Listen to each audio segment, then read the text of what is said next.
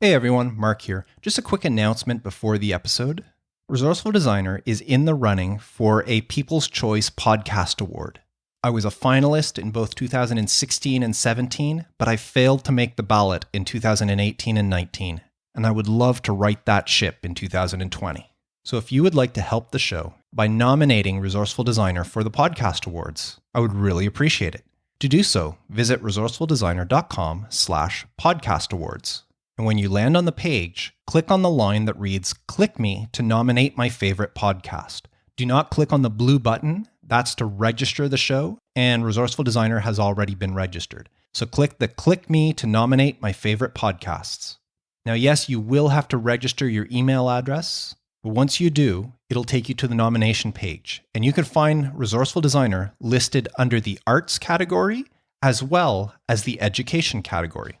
So I would appreciate your vote in both categories, and then feel free to select any podcast you like in the remaining categories. And if you're not sure who to pick in the sports category, Wayne Henderson, the gentleman who's done the voice intro for every episode of Resourceful Designer, you hear him at the beginning of every episode. Wayne is a huge Green Bay Packers fan and host of the Packers Fan Podcast. So if you'd like to help Wayne out and you're not sure who to vote for in the sports category, I would appreciate you casting yours towards the Packers Fan Podcast. So thank you very much. I really appreciate you nominating Resourceful Designer once again in the arts category and the education category. And I'll keep my fingers crossed that once the nomination period ends July 31st, the Resourceful Designer shows up on the final ballot. And now, on with the show.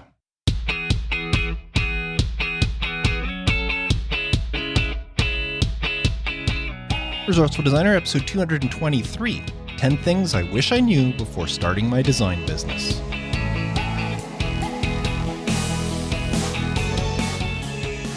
Welcome to the Resourceful Designer Podcast, offering solutions to streamline your graphic and web design business so you can get back to designing. And now, your host. He wanted long, curly hair in high school, so he got a perm. It was the 80s after all. Mark Daycote. Welcome to the podcast. Thank you so much for tuning in. In this week's episode, I'm going to share things that I wish someone had told me before I started my design business. Some of them would have made me think differently, and others might have made me start sooner. I'm also going to share a tip of the week that will help you and your clients stay more secure online. Now, what have I been up to? Well, I've been working on a new project. This is kind of a rush project for my tourism office here in town. If you've been with the podcast for a while, you know I was working on a dining guide for them that got put on hold during this whole coronavirus thing. Well, now they've got me doing another job that they asked in the meantime because the other project's still on hold. But now it's kind of a back to work thing, and the tourism office is going to be closed, so people that want to come get tourist information, it's not going to be available. They usually have a special summer office that's open only during the summer months. Well, they're not opening it, so they want me to create some signage and stuff, and they're doing some ambassador programs in town where certain like hotels and restaurants will be tourism ambassadors. So it's a fun project. I'm creating some window stickers to put around town, as well as some signage. We have some special bike stands around town that have a space for advertising. I'm creating some signs for there. Anyways, it's a fun project to do, but it's a little bit of a rush order because they've gone into the stage where businesses are starting to open up again, and they want to get this out there as soon as possible. Also, thinking of my local community, I've been asked for the second year in a row to be part of our starter company grant selection committee. This is a big honor. It's our local municipal government has a huge grant or money to hand out as grants to people starting a new business. And these people have to do a pitch on saying what they need the money for and what their business is about and what sort of research they've done. And I'm part of a committee of people that will vote on who gets the money and who doesn't. Last year I did this and I had a lot of fun, got to meet some great people, some really interesting business ideas. And it's nice to see these businesses actually get off the ground. So I'll be doing that again this year. And I also spent some time on Canada Day, which fell on a Wednesday this year. In Canada, that's our big holiday, like the American Independence Day. Well, for us, it's on July 1st, which was a Wednesday, and I took that day to clean my office. I didn't actually do any work, but I did clean my desk. So for the first time in a long time, my desk was completely cleaned, and I cleaned out one of my drawers on my desk that I haven't touched in years. It was to the point where if I tried to open the drawer, the stuff that was on the top would get pushed and fall behind to the bottom drawer because there was just so much stuff in there. And I said, finally, enough's enough. I've got to clean this out.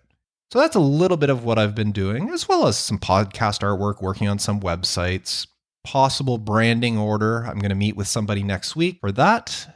But otherwise, it's just a typical summer week for me as far as work goes. Now, what's not typical is the Resourceful Designer community. We're having some great conversations in there. A lot of critiques going on this week. A lot of people offering up designs and asking for advice. So that's always fun.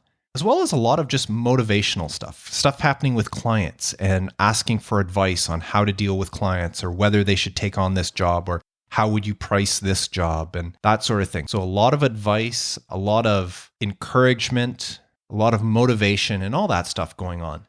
The Resourceful Designer community is my favorite place to hang out right now. We still have our weekly roundup meetings now happening on Friday morning at 11 a.m., where we get on and we just talk about our week, talk about our clients, talk about design and anything we want to talk about. It doesn't have to be design related. We're just getting to know each other and becoming better acquainted. Now, if you're looking for a peer group, somebody to help you with your business, to help you with your design, to help you deal with clients, a sounding board, somebody to critique your work, just somebody to become friends with, fellow designers that you want to become friends with but not competing with, then the Resourceful Designer community is for you. To learn more and to join, visit resourcefuldesigner.com/community. And now, this week's tip of the week. Now, I shared this in the Facebook group for Resourceful Designer, which if you're not already a member of the group, you can join by visiting resourcefuldesigner.com/group and make sure you answer the 3 questions. If you don't answer, I don't let you in the group. But this had to do with strong passwords. Have you ever heard of password entropy? What password entropy is the measurement of how unpredictable a password is. So a password such as LMNOPQR is much more predictable than something like, say, L8?X49 open bracket. And that's why they say you should not use passwords that are common words or phrases or numbers, like you never use your phone number as a password, because the idea is to make your password as strong as possible. Now, what I shared in the group is this interesting study that I saw. This all came from a book that was put out by iThemes talking about website security, WordPress security.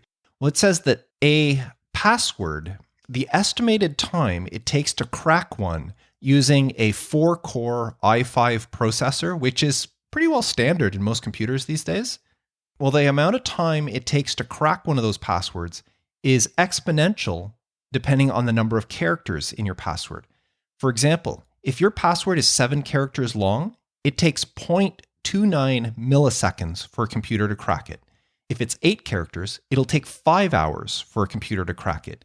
9 characters will take 4 months for it to crack. 10 characters will take 1 decade to crack, and a 12-character password will take 2 centuries to crack. Now, of course, that's just a standard computer.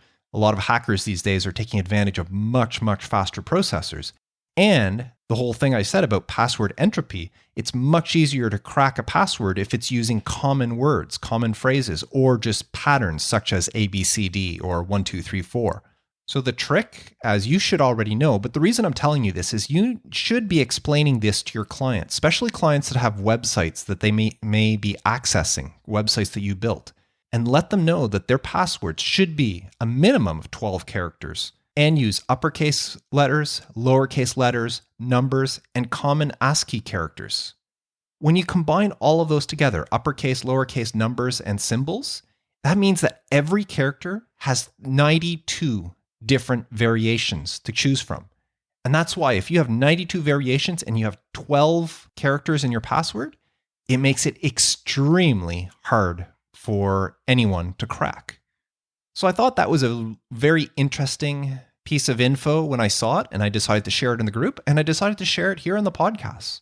Because I know just with dealing with clients, that there are some of them that still use their mother's maiden name as a password or their favorite pet's name or whatever, and those passwords are just no longer acceptable. Now, I already expect that you are aware of this, but now is the perfect time to share this information with your clients, because stats say that during this COVID crisis, hacking attempts have gone up more than 5 times. So you do not want to have weak passwords. So that's this week's tip of the week. And now, 10 things I wish I knew before starting my design business. You know that saying that hindsight is 20/20? It means that it's always easier to see things when you're looking back than when you're looking forward. Well, before I decided to leave the print shop that I had been at and run my own design business full time, I had a preconceived notion of what to expect. Now, some of what I imagined turned out to be true, and some of what I imagined was way off. For example, I imagined how much I would love running my own business, spending my days designing wonderful things for great clients. Well, it turns out that I do love it, actually a lot more than I even thought I would. However, I do spend a lot less time designing than I thought I would. Running a design business isn't as easy as I imagined. Now, I didn't know many designers running their own business back then, or at least not many I was close enough with to discuss what running a business was like. There were a few who did use the print shop where I worked for their own client work, but they were more of what I call freelance designers, meaning they had other sources of income and they did design as a side gig, which was not the same thing as what I wanted to do. Now, I did have one friend, Jason, who was running a very successful design business in the Toronto area. Actually, he still is, in fact. And I talked to him quite a bit before deciding to go it on my own. In fact, he was the only person that knew I was planning on going on my own before anyone else. Even before I brought it up with my wife, I would have conversations with Jason, just asking him all sorts of questions. And they eventually led to me leaving and starting my design business. But even with those conversations, there was still a lot that I didn't know or wasn't expecting when I did eventually jump ship and start my business. So I wanted to share 10 things that I wish somebody had told me before I started my business. Number 1, you don't need a lot of clients to run a successful design business. Before I started my business, I thought I might need 50 to 100 clients to be sustainable. Boy, was I wrong. I quickly learned that as a solo designer, I can make a very good living with only a handful of clients. In fact, if I remember back during the first 2 years that I was running my business, I think I only had maybe 11 or 12 clients total. And I was good with that. Now, of course, clients come and go, but on any given basis, I say a dozen clients is a great number to aim for. More than that, and you risk overloading yourself with work. So that was something I didn't realize before starting, was how few clients I actually needed to have a successful design business. Now, number 2 is that you'll spend a lot of time on things other than designing. Running your own design business is a lot of work, and a lot of it is considered non-billable time. Things like invoicing and bookkeeping, keeping track of expenses and taxes, writing pitches, contracts, proposals, and so much more. I thought I would be spending my days in creative bliss, designing wonderful things for grateful clients. But there have been some days when I'm just too busy running my own business to actually design anything. So if you are on your own, you will be spending a lot of time on things other than design. Now, number 3 is that you need to become an expert in time management. When you work for someone else, they tell you when to take breaks, they tell you when to go for lunch, and they tell you when to call it quit at the end of the day. When you're running your own design business, especially if you're running one from home, there's nobody prodding you along but yourself. You need to learn to take breaks and to find time to eat. You need to set boundaries between your work and your non-work life. Otherwise, you'll burn yourself out by working days and evenings and weekends and holidays, and you'll actually start to resent what it is you do. Yes, running your own design business means a flexible schedule, but you need to still learn how to manage your time effectively. Yes, you have the freedom to go to the grocery store on a Wednesday morning or to cut your day off early so you can bring your kid to his karate class or his soccer game. That's one of the benefits of working for yourself and one of the things I love about working from home. But you also need to be able to juggle multiple design projects with overlapping deadlines and clients who are, well, not always on time delivering the content they promised you. All of these things will affect the way you run your business, and conquering time management is the only way to stay sane while doing it.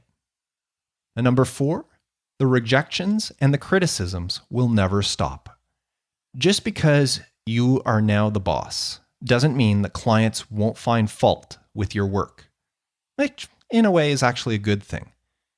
It doesn't matter how long you do this work or how good you get, there will always be room for improvement. Clients will continue to reject your proofs, or they may decide not to work with you at all after the initial contact. I've been a designer for over 30 years, and I've been running my own design business for half that time, and I still have clients turn me down or tell me that they don't like certain things I design. You have to learn to embrace that failure and not take it personally. Yes, it is your business, but you can't take that personally. Because if so, you're not going to make it, because there is going to be a lot of criticism and a lot of refusals when you are on your own. The trick is to learn from them and grow as a designer and grow as a business person. Because if the rejections ever stop, that's when you should really be worried. Because it would mean you're either the best designer in the world, and in that case, you're way undercharging your value, or you've stopped putting yourself out there, so there's nobody left to reject you. So you have to learn to accept the rejections and the criticisms. Now, number 5, fake it until you make it. You cannot succeed in this business if you're timid or hesitant, or if you come off as self-conscious about the way you handle yourself. If that's you, you're better off working for somebody else. But if you want to run your own design business, you need to present yourself as the client's best option at success, even if you're not sure of that yourself. Yes, confidence comes with experience, but it also comes in the form of self-motivation. If you tell yourself you can do the job, then nobody else will doubt you. The way to succeed in this business, running a design business, is to constantly go after bigger clients, ask for more money, and pursue larger projects than whatever you've done previously, even if you don't think you're ready. Because if you keep aiming high enough and going after those bigger fish, soon you'll convince yourself and you will believe that that is where you ought to be. So fake it until you make it. Number 6, find a mentor.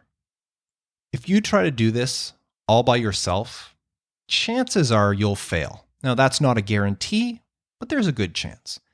And it wouldn't be because you're a bad designer, nor would it be because you're a bad business person. The reason you'd fail is because you don't have the support that is needed for any business to succeed.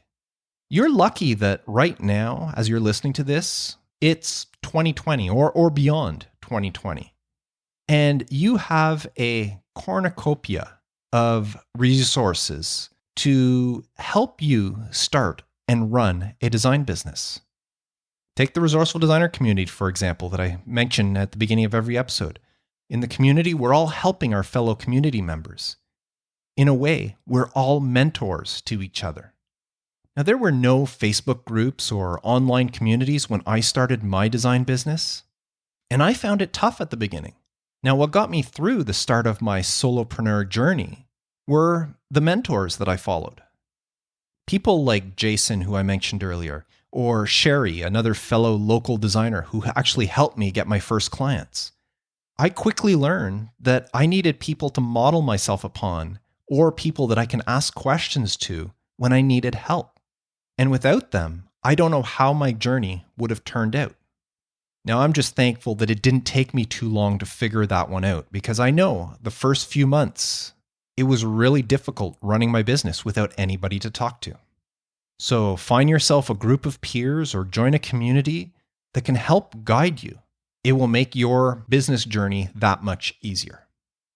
Now, number 7, and this I really wish I knew from the start, is that the respect that you get is reflected by how much you charge. Clients will never stop trying to take advantage of you. That's just par for the course. But the level of pushback that you receive is closely associated to how much you charge. The more you charge, the more you'll be viewed as an expert, and the more your opinion will be appreciated, and the less pushback you'll hear from your clients. When I used to charge $100 or $200 for a logo design, clients used to try dictating the work to me. Move this here, make that bigger, try this color, try this font, do this, do that. They would come up with the idea and just expect me to implement it. But the more I raised my prices, the less dictation I'd get, and the more freedom I have to do my job as a designer. Trust me, when you're charging thousands of dollars for a brand identity, nobody is going to say, I like it, but can you try adding a fish to the logo? And if you're a longtime listener of the podcast, you may actually get that joke. But the more you charge, the more your clients will respect you. And number 8, don't put all your design eggs in one basket. Don't rely on 1 or 2 clients to sustain your business. It is great to have these huge clients that have huge budgets and are willing to pay you. But if there's anything I've learned over the years, it's that clients can vanish in a heartbeat. Just like investments, you need to diversify where your work comes from. As I said, it's great to have these big clients, but make sure you have enough smaller clients to even out the load. I've had several big, or what you may even want to call huge, clients over the years. From huge festivals to shopping malls to government agencies and more. And all of them have gone away. The festival shut down one year and just decided they were done. The shopping mall was bought out by an investment firm that had their own design team and didn't require my services anymore. And the government agency realigned or amalgamated with another division in the government, and that division already had a different designer they worked with. So these huge clients that represented a big part of my income vanished. But I survived all these losses because I had other smaller clients that were able to sustain me after losing these big ones. I'm just glad I had those smaller clients, and it just worked out that way, even though nobody had told me or warned me beforehand not to rely on 1 or 2 big clients to sustain you. Now, number 9, and this one may have actually caused me to start working or start my business much earlier if I had realized this, is you can actually make a lot more money running your own design business while doing a lot less work. I was making $21 per hour, working 40 hours per week when I left the print shop in 2005. That works out to $840 gross per week.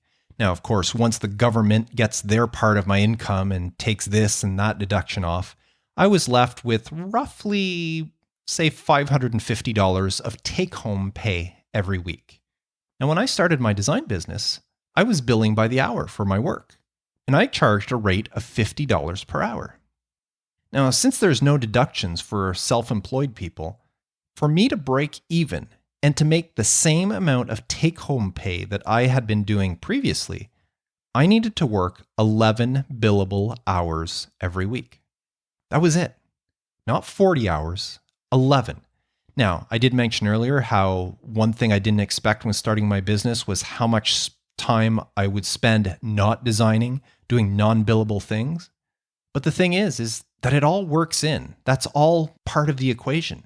There are plenty of non-billable hours in a work week, but that's okay because we can make a good income, a very good income, in fact, with fewer design hours than if we worked on salary for someone else.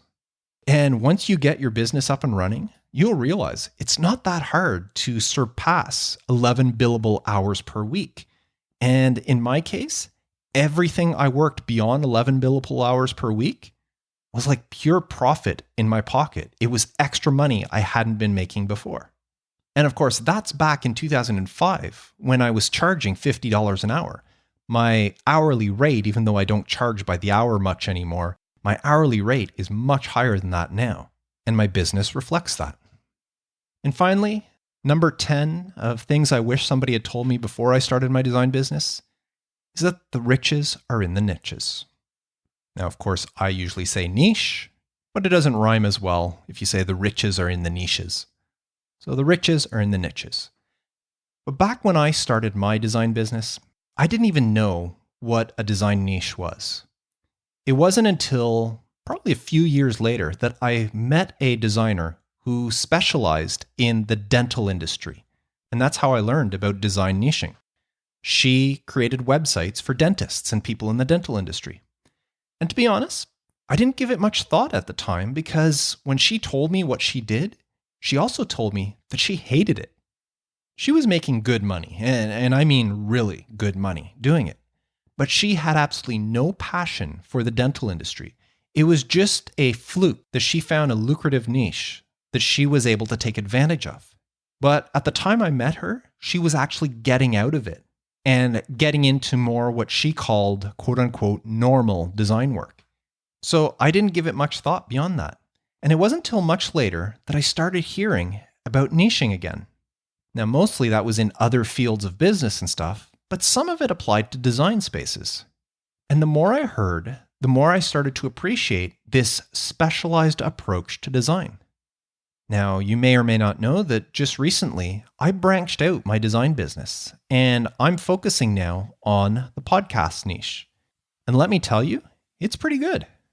The trick about niching is finding something you're passionate about, something you don't mind doing day after day, week after week. And that was the problem with this designer that I mentioned. She had no passion for dentists or the dental industry, and she grew quite bored of the whole thing. But if you find a niche in something that you are passionate about, like I'm passionate about podcasting, it can make all the difference. I'm only sorry that I didn't start that part of my journey much sooner. So there you have it. Those are 10 things that I wish somebody had told me or explained to me before I started my business. Who knows where I'd be today if I knew these things? So I hope that you find them helpful, especially if you're at the start of your design business journey. Maybe you're just starting off, or maybe you haven't even started yet. You're only in the concept stage, or maybe you're still in the dreaming stage, thinking one day you may want to do this. Well, maybe I just gave you a little prod in the right direction to help you out. And if you already have an established design business, maybe you've learned something new or was inspired by something on my list that'll help your business grow. Now, I would love to know, what sort of things do you wish you had been told before you started your design business? Let me know. Leave a comment for this episode at resourcefuldesigner.com/episode 223. So thank you very much for tuning in. Before I go, I want to remind you the Resourceful Designer community is a great place if you are looking for a mentor or just a group of peers that can help you out, give you advice, offer critiques, be accountability partners, you name it. We're there for you. You can join by visiting resourcefuldesigner.com/community. And don't forget to nominate Resourceful Designer for the People's Choice Podcast Awards. Visit resourcefuldesigner.com/podcast awards and cast your vote today. And of course, this week's tip of the week was to make sure that you and your clients have strong passwords, a minimum of 12 characters, using uppercase, lowercase, numbers, and common ASCII characters will make your password extremely difficult to crack, to the point where it might not be worth it for somebody to try. So make sure you pass that word on to your clients. So that's it for this episode. Thank you so much for tuning in. I always appreciate you, especially if you stuck around till this point in the podcast. Thank you so much. Until next time, I am Mark Dacote, wishing you all the best with your graphic design business and reminding you to stay creative.